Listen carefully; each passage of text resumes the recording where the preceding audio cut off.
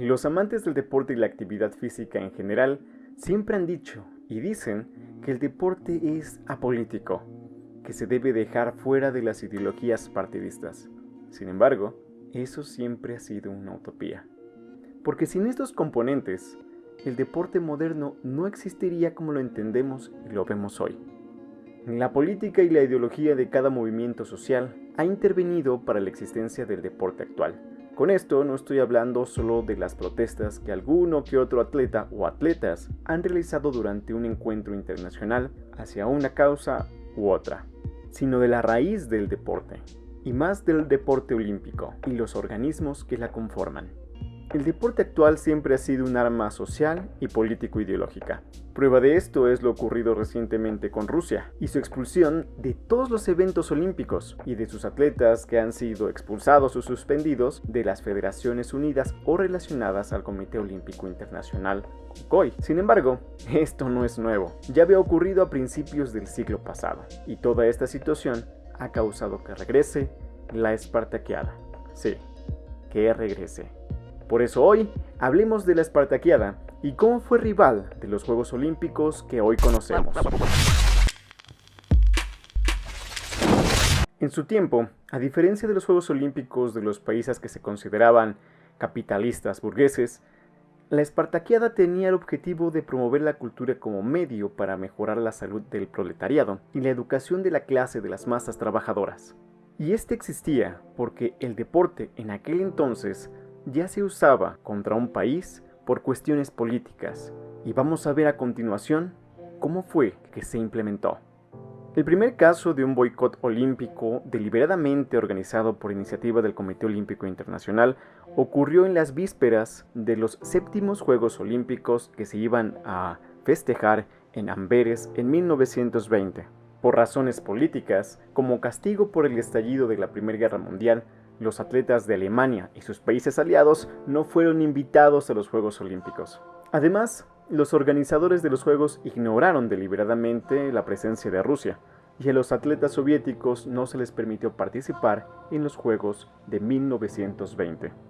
El Comité Olímpico Internacional luego ignoró a la Rusia soviética y no reconoció al sucesor del Imperio ruso. Sin embargo, en 1924, el Comité Olímpico Internacional invitó a los atletas soviéticos a los Juegos Olímpicos, pero la propia Unión Soviética respondió con un boicot y no participó. Y así, por motivos ideológicos y políticos, es que surgía la Espartaquiada. Dentro de los motivos de la creación de la Espartaquiada fue el desacuerdo de las autoridades soviéticas con la idea misma de los Juegos Olímpicos. Una cita de la Enciclopedia Soviética de 1932 dice lo siguiente: el propósito de los Juegos Olímpicos es mostrar el éxito de la cultura física y revelar logros, récord en el campo de deportes puramente individualistas. Ya hablando específicamente del evento deportivo, la Espartaquiada era el nombre de una serie de eventos multideportivos organizados o planificados por la Sportintern entre 1928 y 1937. Aquí comenzamos con lo realmente importante. La Sportintern era la Asociación Internacional de Asociaciones de Gimnasia y Deportes Rojo, comúnmente conocida como Red Sport International o Sportintern, una organización deportiva internacional apoyada por el Comintern.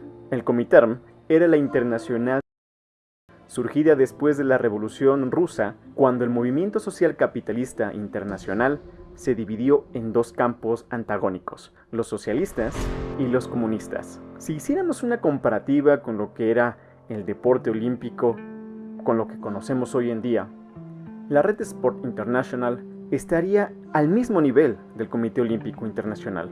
La inspiración para su creación surgió de un ruso, Nikolai Podboisky, bolchevique ruso, quien en el segundo Congreso Mundial de la Comintern, en el verano de 1920, discutió con varios delegados de todo el mundo la idea de establecer una organización para coordinar el entrenamiento físico de la juventud.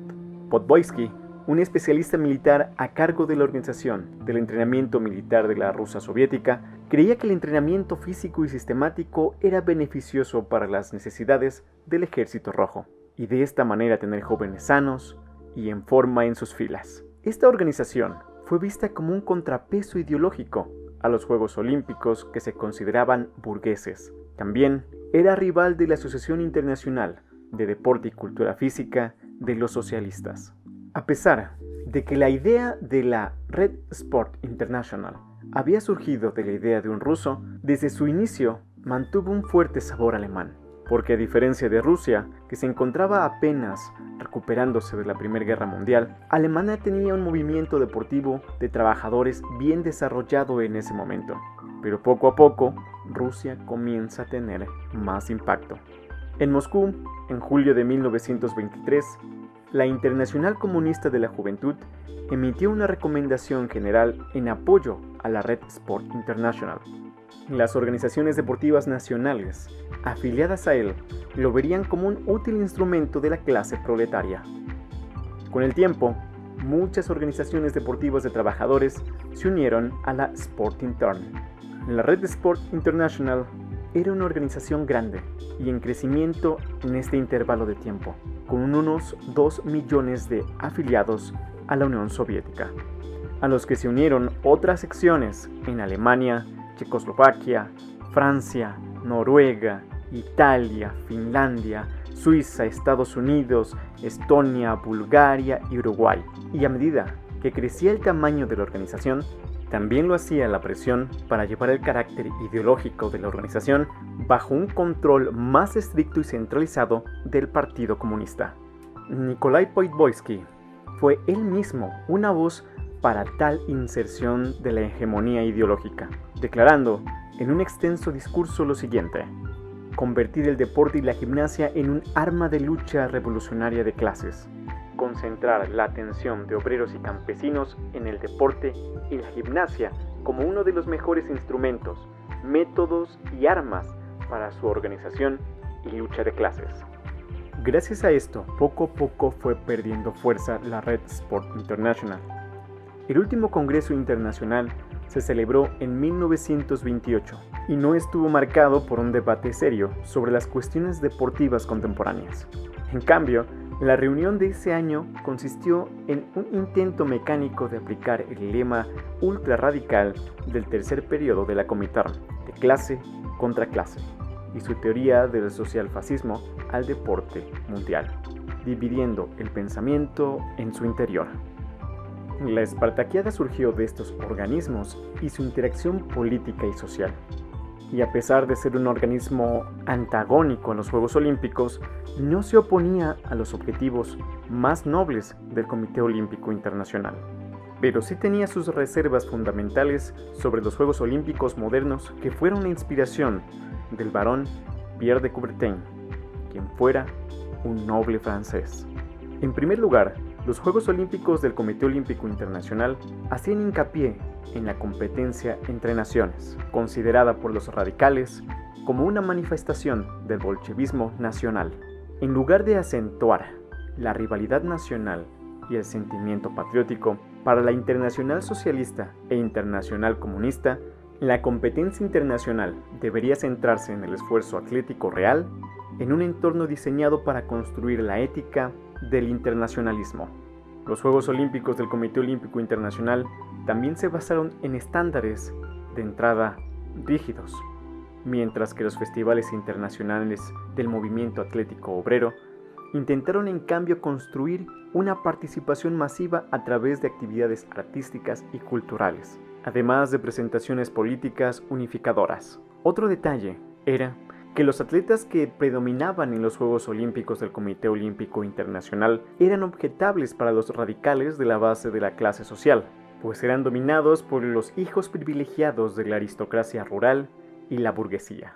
Para las organizaciones deportivas radicales, las competiciones internacionales debían estar abiertas a la participación de grupos nacionales y sociales menos privilegiados, sin distinción de raza o credo. Y justamente por todas estas diferencias ideológicas es que surgió la Espartaquiada, llamada así en honor al heroico hombre que lideró el levantamiento de los esclavos romanos, Espartaco. Este evento también era llamado como Olimpiada de los Trabajadores. A diferencia de los Juegos Olímpicos de los países capitalistas burgueses, la Espartaquiada tenía el objetivo de promover como dijimos anteriormente, la cultura física como medio para mejorar la salud del proletariado y la educación de clase de las masas trabajadoras. Sin embargo, su última edición fue en 1937, que fue también auspiciada por el Deporte Internacional Socialista de los Trabajadores. Esta última se iba a realizar en España en 1936, pero el estallido de la Guerra Civil Española lo retrasó un año y se terminó realizando en Bélgica. Con la Unión Soviética inmersa en los primeros meses de 1937 en una campaña política secreta masiva y xenófoba contra las redes de espionaje clandestina, la Red Sport International fue disuelta sumariamente por el Comintern en abril de ese año, poniendo fin a la Espartaquiada Internacional. Sin embargo, no fue el fin de la Espartaquiada. Pocos años después de la desaparición de la Red Sport International, la Espartaquiada de los pueblos de la Unión Soviética vio la luz. Fue una competición deportiva de masas en la Unión Soviética desde 1956, año en que la Unión Soviética participó por primera vez en unos Juegos Olímpicos. La Espartaquiada estuvo activa hasta la caída de la Unión Soviética en 1991. De la Espartaquiada de los pueblos de la Unión Soviética se celebraron dos tipos: la Espartaquiada de verano, que por regla general se organizaba en los años preolímpicos, y la Espartaquiada de invierno, que se llevaba a cabo 2 años antes de los Juegos Olímpicos. Ahora, después de casi 30 años después de la última Espartaquiada y más de 100 años de su creación, la historia se repite. Rusia nuevamente corre el riesgo de perder los Juegos Olímpicos por decisión del Comité Olímpico Internacional, y en los últimos Juegos el país se ha presentado sin himno y sin bandera. La decepción en el movimiento olímpico está creciendo, lo que significa que es hora de revivir la Espartaquiada. Y es completamente comprensible, pues además de ser un deporte, es una industria que también mueve la economía del país y mantiene vivo el espíritu competitivo y nacionalista de los atletas. La Espartaquiada regresa con la intención de copiar el programa que se verá en París en el 2024 y que todos sus atletas puedan seguir preparando y compitiendo. Ahora, después de todo esto, cuéntame, ¿qué piensas de todo lo que ha sucedido? Y si aún sigues creyendo que el deporte es completamente independiente y fuera de toda ideología política. Y si es así, cuéntame por qué. Eso es todo por este video. Te dejo un saludo y espero leerte en los comentarios. Si te gustó, dale dedito arriba, deja tu comentario y nos vemos en el siguiente video.